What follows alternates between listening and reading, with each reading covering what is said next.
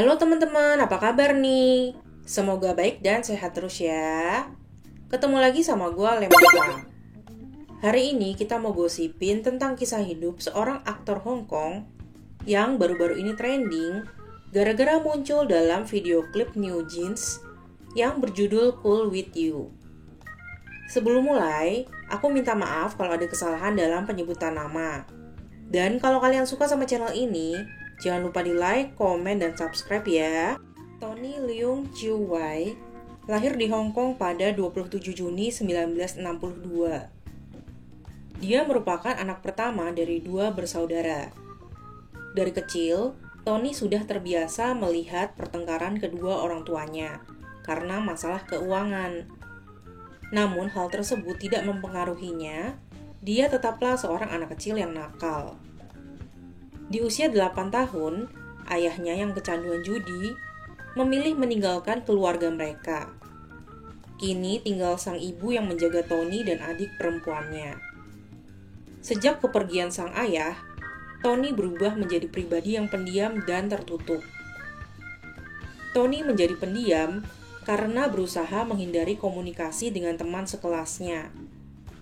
Dia takut suatu saat temannya akan membahas mengenai keluarga dan dia merasa bingung harus jawab apa.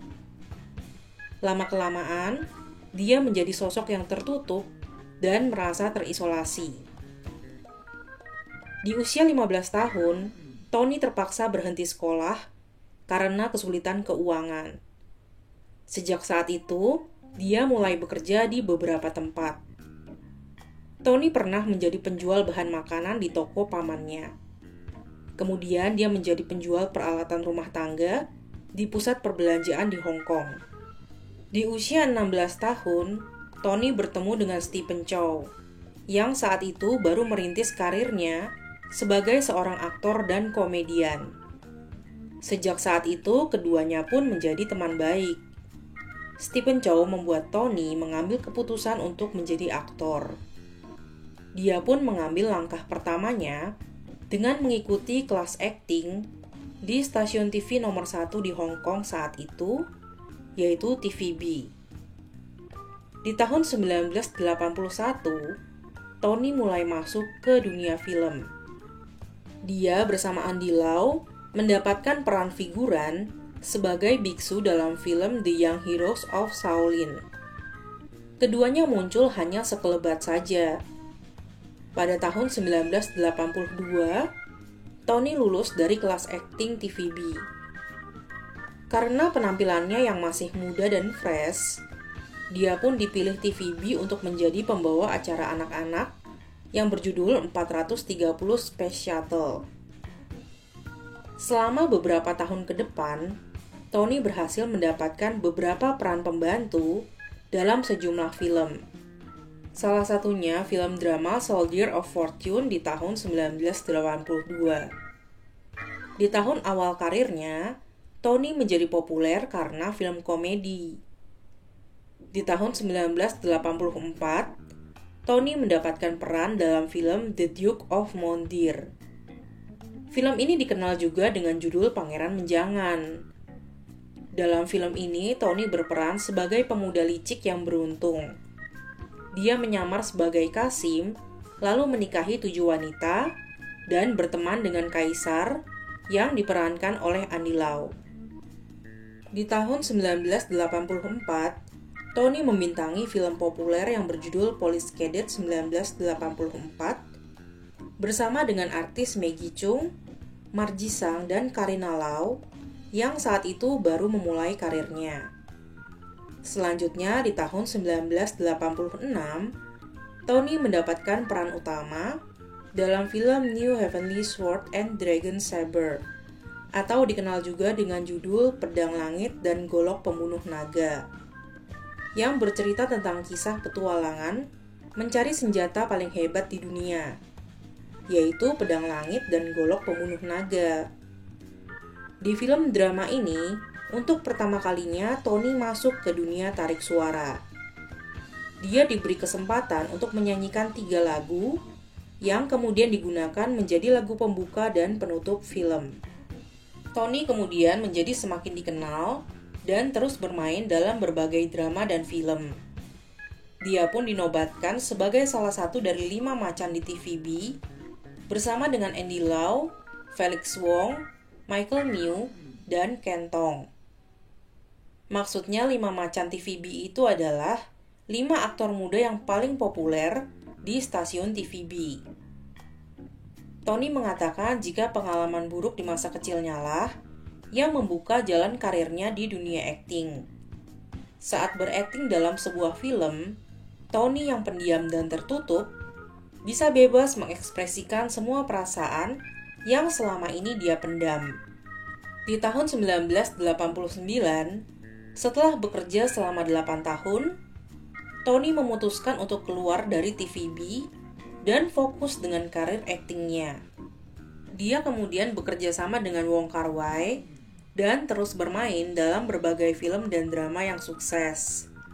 Sehingga akhirnya dia berhasil memenangkan berbagai penghargaan di Hong Kong. Tony yang fasih berbahasa Kanton, Inggris dan Mandarin dianggap sebagai aktor yang paling populer di Cina. Di tahun 1989, dia memenangkan penghargaan internasional pertamanya lewat film A City of Sadness.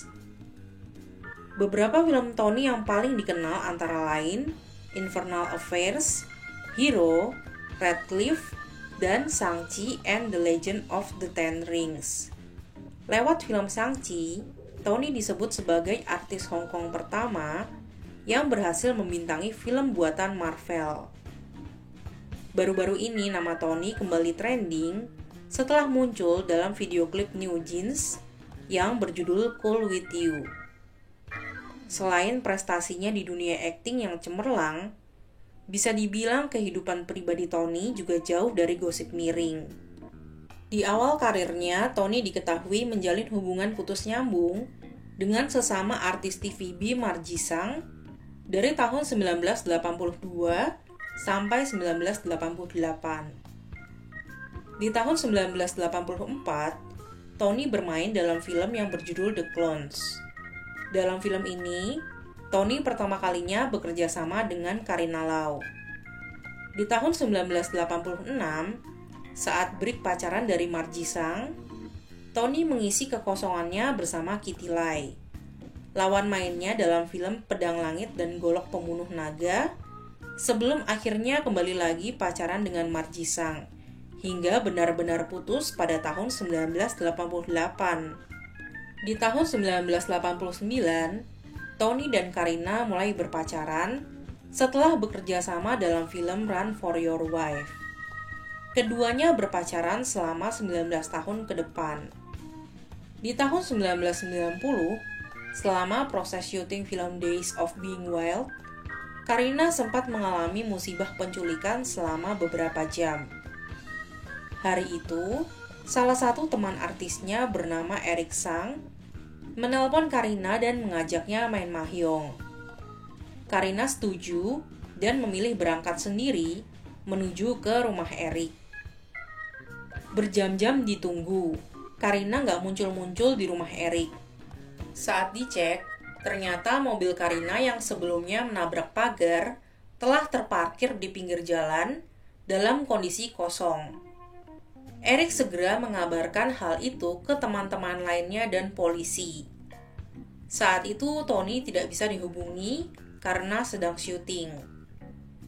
Sekitar 3 jam kemudian, Karina kembali dengan selamat. Namun dia tidak pernah membicarakan dengan detail apa yang sebenarnya terjadi padanya selama beberapa jam diculik. Dia hanya bilang jam tangan dan uangnya sebesar 1.000 yuan telah dirampok. Semua orang khawatir, tapi tidak ada yang berani bertanya. Seiring berjalannya waktu, insiden ini pun berlalu dan laporan ke polisi juga ditarik. Saat itu surat kabar lokal memberitakan penculikan Karina. Namun hal tersebut berlalu begitu aja. Tadinya Wong Kar-wai, direktur film Days of Being Wild, berencana untuk membuat lanjutan film tersebut dengan judul Days of Being Wild 2. Namun karena tragedi penculikan Karina, dan penjualan film tersebut ternyata juga kurang bagus, maka rencana ini dibatalkan. Tony pun fokus lebih banyak menghabiskan waktunya untuk menemani Karina. Tahun demi tahun dilewati keduanya dengan berbagai karya dan penghargaan, sehingga semakin menguatkan posisi keduanya sebagai pasangan selebriti papan atas Hong Kong. Pada 30 Oktober 2002, Hong Kong digemparkan dengan terbitnya sebuah majalah bernama Eastwick dengan gambar sampul seorang wanita yang disensor mirip Karina dalam kondisi seperti di bawah tekanan dan nggak pakai baju. Kabarnya majalah tersebut langsung habis terjual di hari penerbitannya. Dan majalah bekasnya dijual kembali seharga 50-100 dolar. Karina akhirnya mengakui kalau yang ada di sampul majalah itu memang dia. Dan foto-foto tersebut diambil saat dia diculik selama beberapa jam di tahun 1990. Menurut kabar yang beredar, saat kejadian, Karina itu menolak bekerja sama untuk bermain film yang didanai oleh, kita sebut aja anggota gangster. Dan hal ini membuat anggota gangster itu jadi marah, lalu menculiknya. Selama beberapa jam diculik, diduga Karina diperlakukan dengan sangat buruk. Dan anggota gangster itu juga mengambil beberapa fotonya. Terbitnya majalah yang membuka luka lama dan mempermalukan Karina ini mengundang protes keras dari semua orang yang ada di dunia industri hiburan Hong Kong. Pada 1 November 2002, majalah Eastwick akhirnya meminta maaf atas tindakannya dan menutup kegiatan operasional. Lebih dari 500 orang dari dunia hiburan berkumpul pada 3 November 2002 untuk melakukan parade protes dengan hal tidak beretika dan tidak bermoral yang dilakukan majalah Eastwick. Pada Maret 2003, polisi mengamankan 11 anggota manajemen majalah Eastwick, termasuk Mong Hon Ming, sebagai kepala redaksi majalah. Hasilnya, pemilik majalah Eastwick harus membayar denda karena telah menyebarkan artikel cabul sebesar 20.000 dolar Hong Kong. Sedangkan Mong dijatuhi hukuman penjara selama 6 bulan. Setelah dibeli oleh pemilik baru dan dilakukan perubahan kepengurusan, pada 3 September 2003, majalah ini kembali beroperasi dengan menerbitkan majalah baru yang kembali menampilkan Karina. Tapi kali ini dengan artikel yang membahas film barunya. Setelah berpacaran selama 19 tahun, pada 21 Juli 2008, Tony dan Karina melangsungkan pernikahan mereka di Butan. Upacara pernikahan mereka dipimpin oleh Wong Kar-wai dan dihadiri oleh banyak selebriti terkenal seperti Fei Wong, Lia Peng, Brigitte Lin, Cecilia Yip, dan lainnya. Pernikahan keduanya diliput media Hong Kong secara besar-besaran. Selama menjalin hubungan dengan Karina, beberapa kali Tony diterpa isu perselingkuhan. Salah satunya dengan artis Maggie Cheung yang terjadi pada tahun 2000, saat keduanya syuting film Mood of Love. Rumor ini dikabarkan membuat hubungan Karina dan Maggie Cheung memanas. Namun isu ini akhirnya berakhir setelah Karina memposting foto kebersamaannya dengan Maggie Cheung di media sosialnya. Gosip perselingkuhan yang terbaru kembali berhembus setelah Tony dikabarkan bermain dalam film Hidden Blade bersama Chow Sun.